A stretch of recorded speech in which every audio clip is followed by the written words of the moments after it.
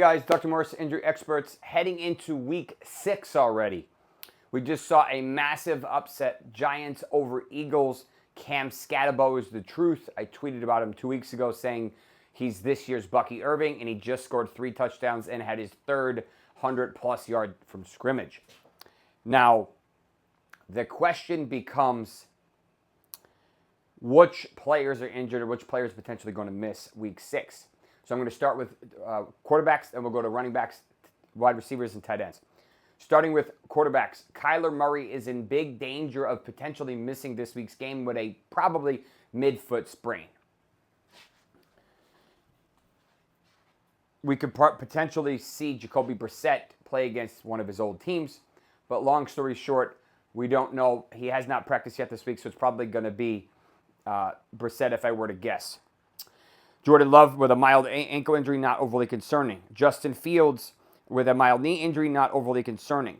Mac Jones suffered another injury in addition to his knee injury last week. He suffered an oblique strain. Didn't do a whole lot of throwing today because he is actually the healthier of the two quarterbacks, as Brock Purdy re-injured his toe injury a couple weeks ago and is not probably going to play this week, and I wouldn't be surprised if he's out next week. So that will lead, basically Mac Jones being the primary this week. Josh Allen should be fine with his knee injury. He wasn't even on their injury report, not overly concerning. Tua Tagovailoa actually suffered a left throwing thumb injury. Sounds like it's mild, not overly concerning. As well as a mild hip injury. That's probably the same hip injury that's bothered him last year, and I wouldn't be surprised if it's the same one that he suffered that crazy injury in college. Carson Wentz on a bye, but they had to get an MRI on his shoulder. J.J. McCarthy is likely back after the bye. Lamar Jackson out this week again with a hamstring strain, likely to be out secondary to next week's bye week, and then hopefully should be returned after that and be good to go. Baker Mayfield will be fine. Patrick Mahomes fine. Jaden Daniels will be healthier on Monday night than he was last week. Heading into running backs. We never got clarity on Amarian Hampton's exact ankle injury. If I were to guess, it's either a medial ankle sprain, so the more moderate advanced type of the medial, or a mild high ankle sprain. They gave him basically a 4-ish week time period. So that tells me that it's probably unlikely to be a fracture because usually those are longer, closer to 6 weeks or sometimes even season ending. If it was a bad high ankle, it would apply. Usually they're non-weight bearing. So the fact that he was just in a boot tells me it's probably a milder one, but maybe it's a combination of a couple things. Nonetheless, we're probably going to see Hassan Haskins run immediately and completely through the Dolphins this week, but Kamani Vidal will probably also get some love. Saquon had that mild knee injury, still has yet to eclipse 100 yards this season from scrimmage. Alvin Kamara actually suffered an ankle injury in last week's game, was limited yesterday, limited today, and we'll see. I'm assuming he's going to play, but they have a tough task against the Patriots, who are very good against the run, so would not be surprised if he struggles and Kedra Miller gets more rushing attempts. Chris Rodriguez, the other running back for the Redskins, a.k.a. the Commanders, is dealing with a calf injury, probably a calf strain. He did not practice today. I do not expect him to play this week. Bill, quote-unquote Bill, JCM, has a fantastic matchup on Monday night. Other running backs, Kareem Hunt, not overly concerning with a mild calf. Kyle Managi, the rookie running back, kind of RB2 for the Bears, actually coming out of the bye with an injury we didn't even know about before, which tells me it's more moderate than mild. This is a quad injury. If this was just a quad bruise, we wouldn't even really hear about it because usually they're just annoying for a week or two and then they'll be good. The fact that he did not practice today tells me this is probably a quad strain, and that is really concerning. That means he's likely out this week, and we'll go forward from there. Tyjae Spears will be better. Antonio Gibson, unfortunately, tore his ACL last week. Bucky Irving is likely to be out. He has yet to practice this week. Combination of a shoulder subluxation and an ankle injury. Maybe he returns next week, not 100% sure. We will see Rachaad White be the bell cow again this week. Chuba Hubbard out again this week, although he's getting closer. We will see a Rico Dowell revenge game, and he could potentially go for another 200 yards this week. Hubbard is dealing with that calf injury. He has not practiced with the team this week, or last week for that matter. and he was working on the side, but not completely ready and just too risky to play this week.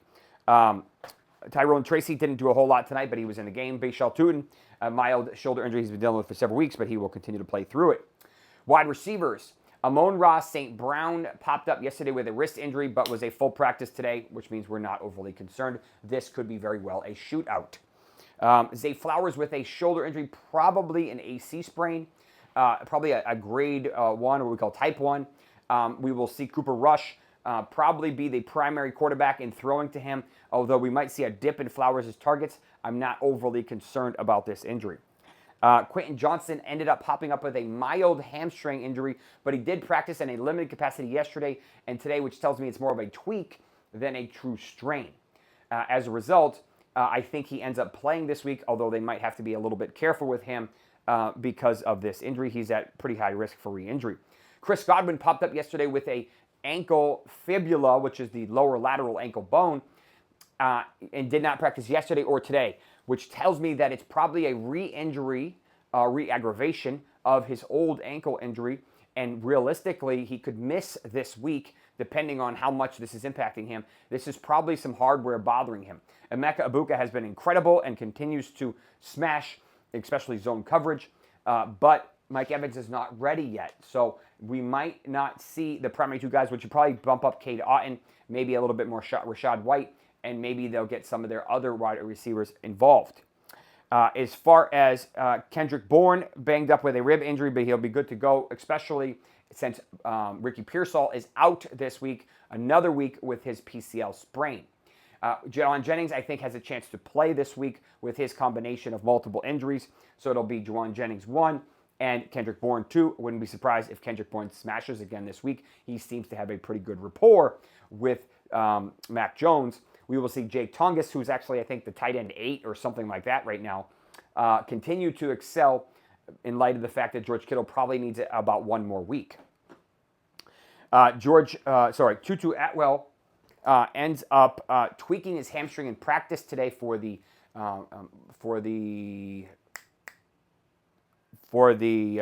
Rams, drawing a blank. It's late here.